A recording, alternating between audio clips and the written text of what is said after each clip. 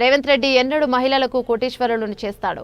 ఒకసారి నమ్మి మోసపోయింది చాలు. రేవంత్ రెడ్డిని నమ్మి ఇంకెవరు ఓటు వేయరు. కేసీఆర్ సన్నబియ్యం ఇస్తే ఇక సగం నూకలు సగబియ్యం ఇస్తున్నది కాంగ్రెస్ ప్రభుత్వం అని మండిపడుతున్నారు మహిళలు.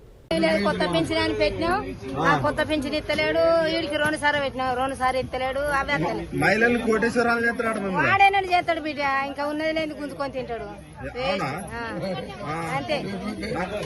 అందరూ దొంగ దొంగ అంటారు. దొంగే మరి, ఎందుకట్లా? దొంగ కాకపోతే దేవరా బస్ ఎక్కితే పైసలు పోతే తిరిగి కూర్చున్నాం. ఇప్పుడు వేసి సర్తారు బలం ఉన్నోళ్ళు, బలం నెలలో కింద పడతాను. ఏం చేస్తాం మరి? నెలకు 6,000 7,000 మిగులుతాడుగా మీకు. ఎందుకు అని మిగులు పాడబడా దెబ్బలు పడి మళ్ళా దవాఖాన పోతే మళ్ళీ 5,000 కానీ బట్టి ఏమిటికి 6,000 మిగులు.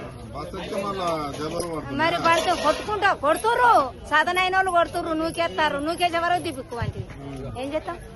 రేవంత్ రెడ్డి వచ్చినాక గ్యాస్ 500 వస్తుందా? మాకైతే ఎత్తలేదు ఈ వరకు. తులం బంగారం ఆయన బంగారం మీద మన్వయ్య ఇంకా తులం ఇస్తాడా? ఇంకా అప్పుడన్నా 1,16,000 ఏమో వచ్చినాయి.